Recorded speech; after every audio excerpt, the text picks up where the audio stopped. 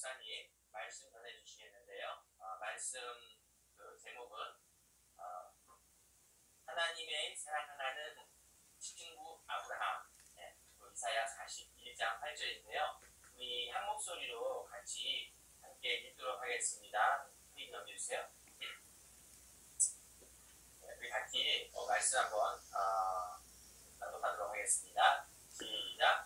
그러나 너 이스라엘 내 종아 내가 선택한 야곱아 내 친구 아브라함의 자손들아.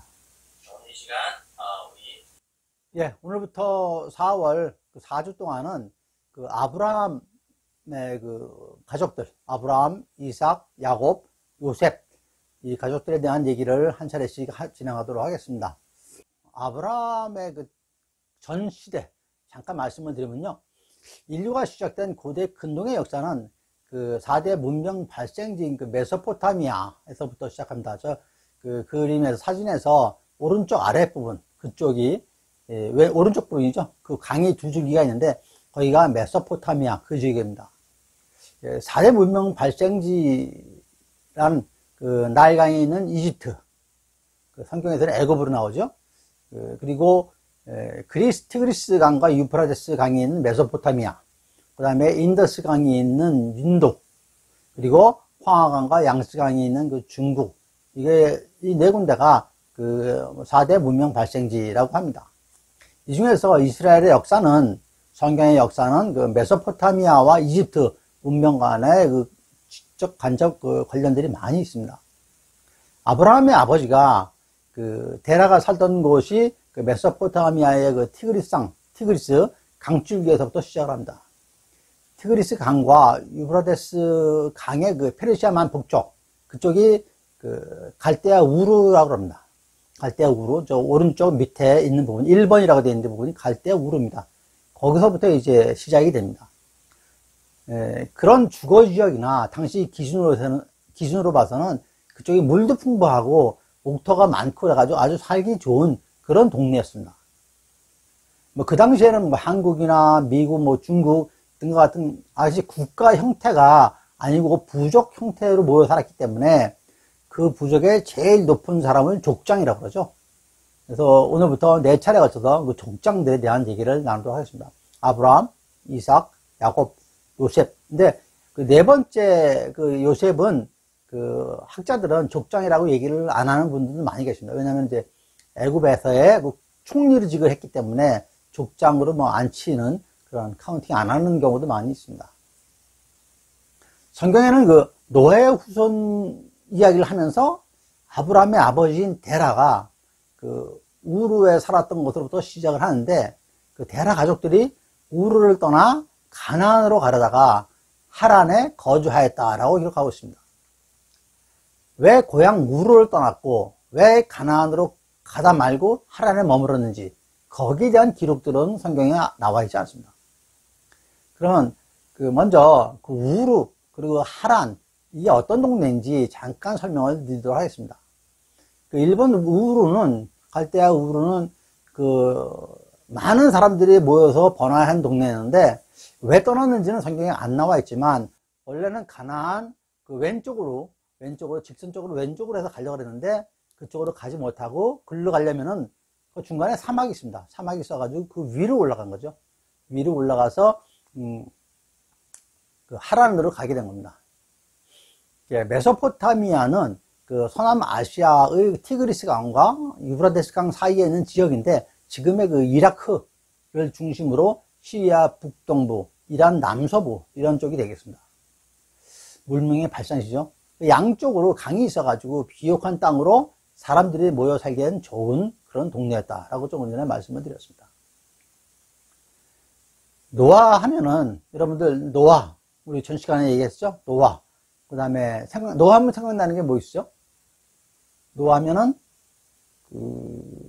방주 생각나시죠? 그다음에 모세 하면은 이제 바다를 갈라가지고 이스라엘 백성을 탈출시켰죠. 다윗 하면은 이제 이스라엘 왕. 그러면 아브라함 딱 하면은 생각나는 게, 성경 읽으신 분들은 생각나는 게, 아브라함 하면 딱 생각나는 큰 일이 있으실까요? 아마 별로 없으실 겁니다. 그럼에도 하나님께서는 이스라엘의 역사를 아브라함부터 시작을 하셨습니다. 왜 하나님께서 아브라함을 택하시고 그러셨을까 하는 것은 이제부터 오늘 아마 말씀을 드릴 수가 있을 것 같습니다. 우르에서 가나안까지, 아까 가나안 그 왼쪽이라 그랬죠? 거기까지의 거리가 한 1000km 정도 됩니다. 하지만 중간에 시리아 사막이 있어가지고 위쪽, 북쪽, 하란 쪽으로 올라갔다고 말씀드렸습니다. 창세기 11장 31절에 데라가 그 아들 아브라함과 하란의 아들인 그의 손자 롯과 그의 며느리 아브라함의 아내 사레를 데리고 갈대아인의 우르를 떠나 가나안 땅으로 가고자 하더니 하란에 이르러, 저 위쪽이죠. 하란에 이르러 거기 거류하였으며 라고 기록하고 있습니다. 아브라함의 아버지 데라는 그렇게 하란에서 살다가 254세에 죽게 됩니다. 하란은 또 중요한 동네인데요. 상당히 번화한 동네입니다. 그 위로는, 아래는, 하란 밑으로는 사막이 있고, 그 위로는 자그로스 산맥이라 그래가지고, 그 산맥이 쭉 있습니다. 그 산맥 밑에 있는 그런 평지가 하란부터 저 점선이 되어 있는 부분이 쭉 평지입니다. 그래서 저쪽에는 사람이 많이 살고, 나중에 그 강대국들이 저기를 다 차지하게 됩니다. 그래서 하란의 교통의 요지인데, 저기도 번화한 동네죠. 그래서 하란은 그 아브라함의 아버지 데라가 거기서 죽은 다음에 아브라함이 그 좋은 동네니까 아브라함은 나름대로 거기서 계속 이 땅이 좋습니다 라고 해가지고 거기서 계속 살고 싶었던 거죠. 그런데 갑자기 하나님께서 부르시니 떠나라 그러죠. 그게 창세기 12장 1절 말씀입니다. 여호와께서 아브라함에게 이르시되 너는 너의 고향과 친척과 아버지의 집을 떠나 내가 네게 보여줄 땅으로 가라 라고 말씀을 하셨습니다. 그래서 아브라함은 아무 말도 안 하고 그냥 명령에 따라서 순종하면서 고향을 떠나게 됩니다. 근데 여기서 하나님께서 아브라함한테 어디로 가라고 말씀을 안 하셨습니다. 방향도 안 정해주시고 그냥 가라고 떠나라고 그랬습니다. 그때 아브라함은 어디로 갔냐면 아버지가 가려고 하는 땅, 가나안 땅으로 이제 가려고 나선 것이죠. 이것에 대해서 히브리서 11장 8절에 이렇게 기록을 하고 있습니다. 믿음으로 아브라함은 부르심을 받았을 때 순종하여 장래 유업을 받을 땅에 나아갈 때 갈 바를 알지 못하고 나아갔으며 라고 얘기를 하고 있습니다. 아브라함은 하나님의 말씀을 듣고 어디로 갈지도 모르면서 하나님께 아무런 얘기도 반문을 하지 않습니다. 이것이 성경에서는 믿음, 순종이라고 얘기를 합니다. 그리고 아브라함의 일행이 세겜 땅에 머물렀을 때 하나님께 나타나셔서 내가 이 땅을 내 자손에게 주리라 라고 말씀하십니다. 왼쪽에 중간에 세겜 땅이 됩니다. 지금의 이스라엘 땅이죠. 여기 세겜 땅입니다. 내가 이 땅을 내 자손에게 주리라 라고 말씀하셨다. 이 말씀을 듣고 아브라함은 그곳에서 제단을 쌓습니다. 도착하자마자 아브라함은 제단을 쌓았던 거죠. 그리고 좀 더 가서 베델 동쪽산에도 제단을 쌓았습니다. 하지만 그 세겜 땅에 비도 안 오고 가물어가지고 어디로 갔느냐? 거기에 머무르지 않고 거기서 머무르지 않고 그 아래로 내려갑니다. 애굽 땅으로 내려갑니다. 지금의 이집트죠. 이집트 저기 4번 지역까지 내려갑니다. 내려갔다가 시간이 흘러가지고 좀 더 가뭄 문제가 해결되니까 다시 세겜 땅, 베델 땅으로 올라오게 됩니다. 여러분, 아브라함이 도착하는 곳마다 아브라함의 그 잘한 게 뭐냐면 제단을 쌓았던 것입니다. 근데 이 제단을 쌓았다는 게 상당히 중요한 겁니다, 당시에는. 왜냐하면 당시 시대만 하더라도 그 별의별 신이 다 있었죠. 뭐 메뚜기도 신이고 소도 신이고 여러 신들이 다 신교였기 때문에 신이 많았었는데 아브라함은 하나님께 제단을 쌓은 사람입니다. 아브라함에게는 그런 그 하나님만 믿는 믿음이 있었던 거죠. 그래서 아브라함에게 노아나 모세나 다윗과 같은 업적은 없지만 아브라함을 민족의 아버지로, 아브라함의 아내인 사라를 민족의 어머니로 세우시고 심히 번창케 하고 민족을 이루게 하며 후손의 왕들이 나오게 하셨던 거라고 하셨습니다. 하나님께서 왜 아브라함한테 그렇게 엄청난 축복을 주셨나요? 성경에서 아브라함의 믿음을 알 수 있는 여러 가지 말씀들이 나옵니다. 특히 다음 주에 말씀드릴 사항인데, 하나님께서 주신 외아들 이삭을 번제물로 바치라고 했죠. 거기에 대해서 야고보서 2장 21절하고 22절에 어떻게 말씀을 기록하고 있냐면은, 우리 조상 아브라함이 그 아들 이삭을 제단에 바칠 때에 행함으로 의롭다 하심을 받은 것이 아니냐. 내가 보거니와 믿음이 그의 행함과 함께 일하고 행함으로 믿음이 온전하게 되었느니라 라고 기록하고 있습니다. 그래서 아브라함을 우리는 믿음의 조상이라고 얘기하고 있습니다. 또한 하나님께서는 이와 같은 믿음의 아브라함을 친구라고 하셨습니다. 구약의 이사야 41장 8절, 오늘의 본문이죠. 그러나 나의 종도 이스라엘아, 내가 택한 야곱아, 나의 벗 아브라함의 자손아 라고 했습니다.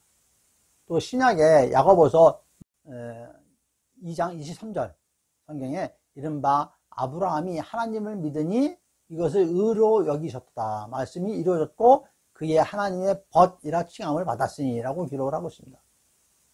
여기서 친구 벗의 한자어가 우자로 쓰죠. 벗우자. 벗우자의 형태가 중국말은 갑골 문자이기 때문에 두 사람이 손을 잡고 있는 형태입니다. 벗우자가 거기서 유래가 됐습니다. 손을 잡고 같은 방향을 보고 함께 가는 사람, 이런 사람이 친구인 거죠. 예, 더 나아가서 헬라어 원어 성경에서는 친구가 어떻게 명시가 어떤 단어를 썼냐 하면 필로스라는 단어를 썼습니다. 필로스는 사랑이라는 단어죠. 사랑인데 어떤 사랑이냐? 아가페는 하나님의 사랑인데 필로스는 그 친구 간의 우정의 사랑을 얘기를 합니다. 그리고 그 창세기에 있는 히브리어 원본에는 성경에 이사야서의 아하브라고 합니다. 아하브는 히브리 말로 사랑이라는 뜻입니다. 그러니까 그냥 친구, 남자친구, 여자친구, 이런 남자 사람 친구, 여자 사람 친구가 아니고 사랑하는 친구를 얘기를 합니다. 그런 사랑이라는 단어에 친구를 썼습니다. 즉 하나님께서는 아브라함을 그토록 사랑하신 겁니다. 벗어서 친구로서 엄청나게 사랑을 하신 것이죠.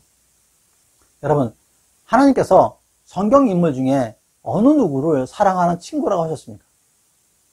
오직 아브라함 뿐입니다. 그런 아브라함을 통해서 이스라엘을 세우신 것입니다. 여러분, 하나님의 사랑하는 친구가 되십시오. 하나님과 손잡고 함께 가는 믿음의 친구가 되십시오. 친구 사이에는 사랑이 있고 믿음이 있습니다. 그러니 친구의 말대로 하는 순종이 거기에 따르게 되는 것이죠. 하나님과 아브라함이 어떻게 친구가 되었을까요? 성경에 나오지는 않지만 당시 상황을 보면 짐작할 수가 있습니다. 당시에는 엄청나게 많은 신들이 있었죠. 아까 잠깐 말씀드렸는데 개구리, 황소, 뱀, 다산의 신, 그 다음에 전쟁의 신, 이런 온갖 신들이 있습니다. 각 부족마다 많은 신들을 섬겼죠. 당시에는 농사와 목축이 전부인 시대이기 때문에 비가 엄청나게 중요했죠. 비가 안 오면은 완전히 흉작이 되니까. 근데 비는 인간이 어떻게 할 수가 없었죠. 그래서 아무 신이나 만들어 놓고 비를 오게 해달라고 빌고, 또 부족 간에 좋은 땅을 차지하려고, 왜냐하면 목축을 하려면은 풀이 많고 물이 있어야 되니까 좋은 땅을 차지하려고 많은 전쟁들을 했습니다. 그리고 특별한 무기가 없던 시대라 뭐가 제일 중요하냐면은 사람이 중요했습니다. 그런 전쟁에서 승리의 비결을 위해서 많은 신들을 세운 거죠. 다산의 신도 그래서 나온 거죠. 그래서 필요한 모든 신을 만들어가지고 그 신한테 빌었던 것입니다. 하지만 아브라함은 달랐죠. 아브라함의 가족은 오직 여호와 하나님만 섬겼습니다. 오직 하나님께만 제단을 쌓았던 것이죠. 이러한 아브라함의 믿음을 보시는 것입니다. 이는 창세기 15장 6절에서 아브라함이 여호와를 믿으니 여호와께서 이를 그의 의로 여기시고 라고 하셨죠. 이 말씀은 야고보서 2장 23절에서도 인용이 되었습니다. 여러분, 성경을 구약과 신약으로 나누는데 여기서 약이 무엇일까요? 약. 약은 뭐 배 아플 때 먹는 그런 약이 아니고 언약하는 약자입니다. 하나님께서 이러한 아브라함한테 약속을 주신 것입니다. 성경의 창세기에는 하나님께서 당신의 사랑하는 친구 아브라함한테 크게 3가지 약속을 하셨습니다. 잠깐 그 약속을 같이 볼 텐데요. 그 약속하고 계약하고는 좀 다릅니다. 약속, 우리가 뭐 세상 속에서 쓰는 게 계약인데, 계약이라는 거는 상대방하고 같이 합의해서 하는 게 계약인데, 언약, 하나님과의 약속인 언약은 하나님이 일방적으로 우리한테 해주는 약속입니다. 합의에 의한 게 아닙니다. 성경에는 하나님께서 주권적으로 하신 말씀들이 많이 있죠. 예를 들어서 창세기 12장 2절하고 3절에서 내게 복을 주어 내 이름을 창대하게 하리니 너는 복이 될지라 모든 족속이 너로 말미암아 복을 얻을 것이라 등과 같은 말씀들이 많이 있는데, 이러한 그 약속들이 계속 뭐 창세기 여러 번 나옵니다. 특별히 언약이라고 하신 게 3가지가 있습니다. 하나님께서 아브라함한테 언약이라고 명하시면서 주신 게 3가지가 있는데, 그거 잠깐 살펴보도록 하겠습니다. 첫째는 햇불 언약입니다. 창세기 15장 18절에 그날에 여호와께서 아브라함과 더불어 언약을 세워 이르시되 내가 이 땅을 애굽 강에서부터 그 큰 강 유브라데까지 내 자손에게 주노니 라고 하십니다. 그러니까 이 햇불 언약은 아브라함한테 땅을 약속하신 겁니다. 국가를 세우려면 뭐가 있어야 되죠? 땅이 있어야 되겠죠? 그 다음에 백성들이 있어야 되겠죠? 그것들을 약속을 해주십니다. 아브라함한테. 이 햇불 언약이 왜 햇불이 들어갔는지는 그 앞에 그 17절에 이런 말씀이 있어요. 해가 져서 어두울 때 연기나는 화로가 보이며 타는 햇불이 쪼갠 고기 사이로 지나더라. 이 햇불이 쪼갠 고기 사이로 지나는 게 이 햇불 언약입니다. 이제 그 아래에 이제 땅을 주겠다고 하는 말씀이 나오십니다. 이런 그 고기 사이로 햇불이 지나가는 거는 하나님이 이 약속을 지키겠다라고 하는 하나님의 나름대로의 그 우리한테 주시는 그 큰 상징적인 얘기가 됩니다. 햇불 언약은 쪼갠 고기 사이로 하나님의 임재의 상징인 햇불이 지나감으로써 언약 이행에 대한 전적인 책임을 하나님이 지신다라는 뜻입니다. 그리고 이것은 반드시 이루시겠다는 강력한 의지의 표현이기도 하죠. 그 다음에 2번째로 하신 언약이 그 할례 언약입니다. 창세기 17장 10절에요. 너희 중 남자는 다 할례를 받으라. 이것이 나와 너희와 너희 후손 사이에 지킬 내 언약이니라 라고 2번째 언약을 해주십니다. 뭐 잘 아시겠지만 할례는 아브라함 족속의 모든 남자가 받는 의식이죠. 그래서 남자라고 하는 것은 그리스도에 속한 자, 아브라함의 신앙을 본받아 가지고 말씀을 순종하고 하나님을 경외하는 자를 얘기를 합니다. 뭐 외형적으로는 남자이지만 내면적으로는 아브라함의 신앙을 이어나갈 수 있는 신앙인들을 의미를 하죠. 아브라함의 집안에 있는 사람이라면 누구나 할 것 없이 남자라면 모두 할례를 받을 것을 명령을 하시죠. 그리고 언약의 표징으로서 대대로 할례를 이어받게 됩니다. 그런 할례는 순결, 성결, 구별됨 이런 것 갖다가 이루는 의식이기도 하죠. 즉 육의 옛사람을 베어버리고 하나님께 속해서 참 생명을 얻는 것이 할례인 것입니다. 그런 의식인 것입니다. 그 의식을 통해서 여호와께 속하라라는 의미가 된 것이죠. 그래서 할례는 언약의 표징이기도 합니다. 그리고 할례 의식은 하나님께서 제정하신 것이고 신약 시대에 예수 그리스도께서는 뭐 하셨습니까? 세례를 하셨죠. 할례와 세례는 모두 하나님과 우리와의 관계를 바로 맺게 하는 그러한 상징적인 것들이 됩니다. 내면적으로는 예수 그리스도로 말미암아 성령으로 받게 되는 세례를 통해서 우리의 더러운 옛사람의 그 죄성을 없애버리는 그러한 것들이 된다고 말씀을 드릴 수가 있겠습니다. 또한 할례는 순종의 의미도 갖고 있습니다. 말씀의 명령에 언약에 순종하는 저희들을 말씀하고 계십니다. 3번째는 그 아들 언약을 하셨습니다. 창세기 17장 19절인데요. 하나님이 이르시되 아니라 내 아내 사라가 내게 아들을 낳으리니 너는 그 이름을 이삭이라 하라. 내가 그와 내 언약을 세우리니 그의 후손에게 영원한 언약이 되리라 라고 말씀하십니다. 이어서 21절에 내 언약은 내가 내년 이 시기에 사라가 내게 낳을 이삭과 세우리라 라고 말씀하십니다. 이 언약은 21장으로 계속 이어집니다.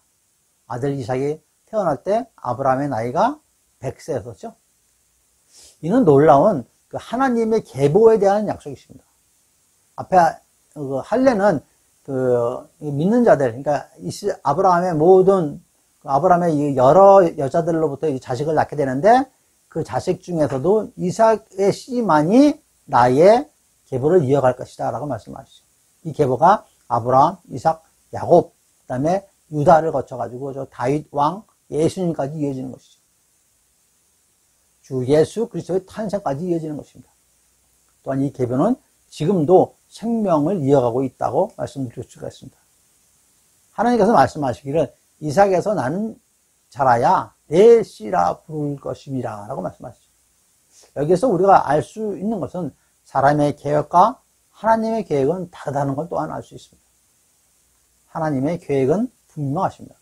오직 이삭에 낳은 씨만이 내 자손이다 라고 말씀하셨으니까요.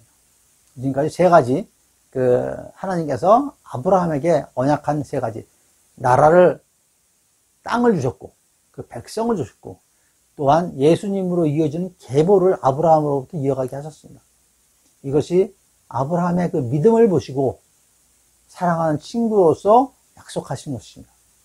그래서 아무 공로도 없었지만 오직 아브라함이 이스라엘을 세우게 하셨던 거죠.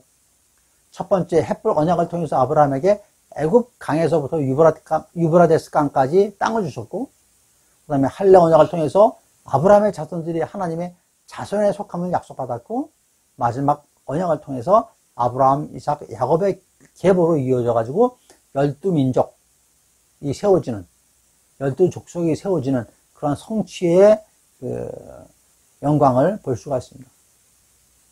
여호와 하나님께서는 대를 이어 믿음을 갖는 아브라함 집안으로 이스라엘을 세우신 것입니다. 아브라함은 누구보다도 믿음이 있었던 사람이죠. 창세기 12장에 보면은 하나님께서 아브라함에게 내가 네게 보여줄 땅으로 가라라는 명령을 하시자 아브라함은 아무 말도 없이 여호와의 말씀을 따라서 갈 만큼 순종하는 그런 믿음의 조상이 될 만한 자격을 갖춘 사람이었습니다. 하나님께서는 그러한 믿음의 아브라함을 그토록 사랑하셨던 것이죠. 그냥 친구가 아닌 것이죠. 사랑하는 절친한 친구, 당신의 목숨까지 내줄 친구들. 그런 아브라함을 통해서 이스라엘을 세우신 것입니다. 여러분, 하나님의 사랑하는 친구가 되십시오. 하나님과 손잡고 함께 가는 믿음의 친구가 되십시오. 여러분들도 하나님의 친구가 되실 수가 있습니다. 요한복음 15장 14절에 나와 있는 말씀인데요. 너희는 내가 명령한 대로 행하면 곧 나의 친구라 라고 하셨습니다. 하나님의 말씀대로 살아가는 삶을 통해서 하나님과 손잡고 한 방향으로 가는 그런 하나님의 사랑하는 친구가 되시기를 축원드립니다. 예, 감사합니다. 이상 말씀 마치고 잠깐 기도하겠습니다. 하나님 아버지 감사합니다. 항상 저희들을 지켜주시고 인도해 주시어 이렇게 귀한 시간 주신 감사합니다.